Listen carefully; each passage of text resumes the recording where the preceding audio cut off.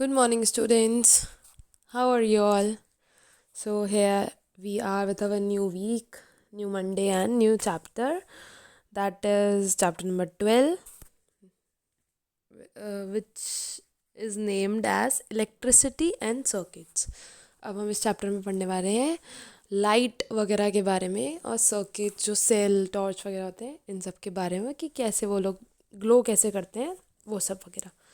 So now again I would request you all to listen very carefully and also have the pencils in your hand to mark the underlines.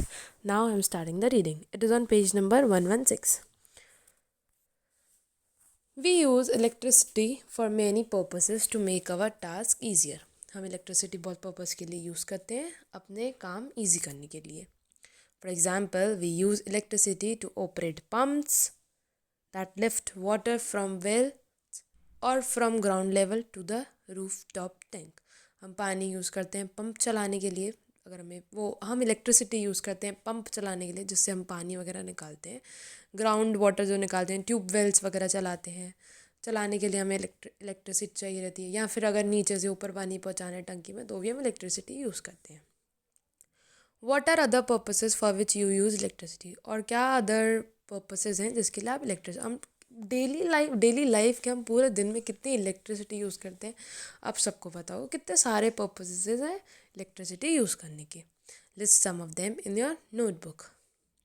Does your list include the use of electricity for lighting. क्या आपकी list में purpose of electricity में क्या lighting mention है कि lighting के लिए हम इलेक्ट्रिसिटी यूज़ करते हैं, मतलब कुछ जलाने के लिए हम इलेक्ट्रिसिटी यूज़ करते हैं. Electricity makes it possible to light our homes, roads, offices, markets and factories even after sunset. Electricity से ये पॉसिबल हो पाता है कि हम अपने घरों को रोशन कर सकते हैं, लाइटें जला सकते हैं इवन आफ्टर सनसेट के बाद भी.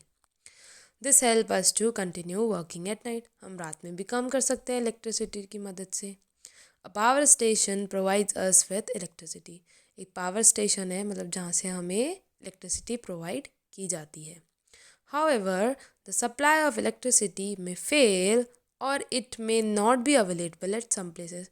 ऐसा होता भी है कि पावर कट हो जाता है या कुछ कुछ जगह पर इलेक्ट्रिसिटी आज के टाइम पे भी नहीं है. इन सिचुएशंस में अ torch is sometimes used for providing light. जैसे अभी भी कभी कभी लाइट चली जाती है तो हम अपने घरों में टॉर्च वगैरह रखते हैं अपने पास इमरजेंसी के लिए कि कभी लाइट चली जाए तो हम टॉर्च यूज़ कर पाएँ, वो भी हमें लाइट देती है. अब टॉर्च कैसे जलती है. A torch has a bulb that lights up. Torch के अंदर एक छोटा सा बल्ब होता है जो कि जलता है ऑन करने पे. अब when it is switch on करने पे. Where does the torch get electricity from. Torch को इलेक्ट्रिसिटी कहाँ से मिलती है. बिफोर मूविंग फर्दर हमारा एक नीचे आप देख सकते हो एक पैराग्राफ दिया हुआ है. कॉशन मतलब डेंजर. क्या है इसमें. You might have seen You might have seen the danger sign shown here displayed on poles, electric substations और many other places. कहीं कहीं जगहों पे इलेक्ट्रिसिटी का जहाँ पे कुछ यूज़ होगा आपने देखा होगा कि ऐसा कुछ साइन होगा वहाँ पे. ये काहे के लिए होता है. It is to warn people that electricity can be dangerous if not handled properly.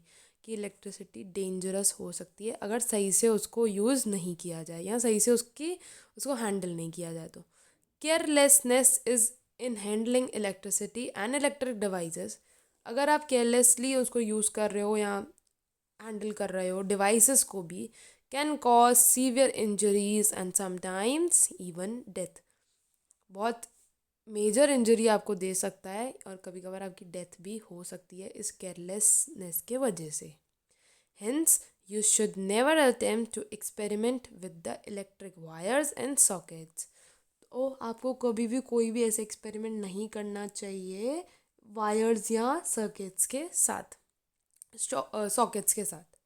Also remember that the electricity generated by portable generators is equally dangerous. जो पोर्टेबल जनरेटर्स आते हैं मतलब जब लाइट चली जाती है तो शादी पार्टी में जो जनरेटर यूज़ किए उसके जनरेटर्स जो यूज़ किए जाते हैं उसके थ्रू जो इलेक्ट्रिसिटी जनरेट होती है मतलब आ जाती है लाइट आ जाती है इलेक्ट्रिसिटी आ जाती है वो भी डेंजरस होती है. Use only electric cells for all activities related to electricity. अगर आप कोई एक्टिविटी करना चाह रहे हो इलेक्ट्रिसिटी से रिलेटेड तो हमेशा इलेक्ट्रिक सेल यूज़ करो। Please children remember it, electricity can be so harmful for your life. Please do not show any carelessness in playing with the devices, electric devices, or anything related to electricity or lightning. Okay, so moving ahead, हमारा topic number 1 है 12.1 electric cell. Electric cell के बारे में अब हम पढ़ेंगे। Cell तो सब पता होगा, सबको पता होगा, रिमोट्स में यूज़ होता है या कोई हमारे टॉय वगैरह में या फिर हम वीडियो गेम्स खेलते हैं उसमें भी इलेक्ट्रिक सेल डलते हैं। वो क्या होते हैं?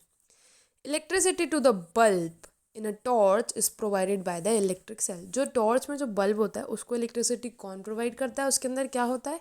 Electric cell. Electric cells are also used in alarm clocks. Cell किस किस में यूज किया जाता है? अलार्म क्लॉक में, रिस्ट वॉचेस में, ट्रांजिस्टर रेडियोज में, कैमरा में and many other devices. Have you ever carefully looked at an electric cell? क्या आपने ध्यान से कभी इलेक्ट्रिक सेल को देखा है? कभी नोटिस किया है कुछ उसमें इलेक्ट्रिक सेल में? मैंने तो किया है। You might have noticed that it has a small metal cap on one side and a metal disc on the other side. हाँ, ये मैंने नोटिस किया है कि उस एक तरफ मेटल कैप होता है और एक तरफ उसका मेटल डिस्क होता है। मतलब डिस्क मतलब डिस्क का शेप होता है और ऊपर से एक मेटल कैप की जैसे होती है। हाँ, ये मैंने देखा है। फिगर 12.1 इधर आपको फिगर दिया हुआ है। Did you notice a positive sign and a negative sign marked on the electric cell? हाँ, मैंने ये भी नोटिस किया है कि एक तरफ प्लस का साइन होता है, दैट इज़ पॉजिटिव, और एक तरफ होता है नेगेटिव मतलब माइनस का साइन। जैसे आप इस फिगर में देख सकते हो, ये हर सेल पे मेंशन होता ही होता है। कभी आज आप ध्यान से देखना कि अपने रिमोट में से सेल निकाल के कि एक तरफ प्लस का साइन है और एक तरफ माइनस का साइन है। The metal cap is the positive terminal of the electric cell. जो पॉजिटिव टर्मिनल है, जो मतलब जो पॉजिटिव साइड है प्लस लगा है, वो है आपका इलेक्ट्रिक कैप। ये है आपकी इलेक्ट्रिक कैप। और जो नेगेटिव टर्मिनल है, जो नेगेटिव साइड है जहाँ माइनस मेंशन है, वो है आपकी metal disc. The metal disc is the negative terminal. All electric cells have two terminals. हर सेल में दो, कैसे भी सेल हों, छोटे बड़े सर्कुलर वाले कैसे भी, उसमें दो टर्मिनल्स होते हैं। That is one is positive and one is negative terminal. An electric cell produces electricity from the chemicals stored in it. अब सेल भी कैसे प्रोवाइड करेगा इलेक्ट्रिसिटी? सेल कैसे प्रोवाइड करेगा? उसके अंदर कुछ केमिकल्स होते हैं जो मतलब वर्क करते हैं, उसकी वजह से इलेक्ट्रिसिटी आती है।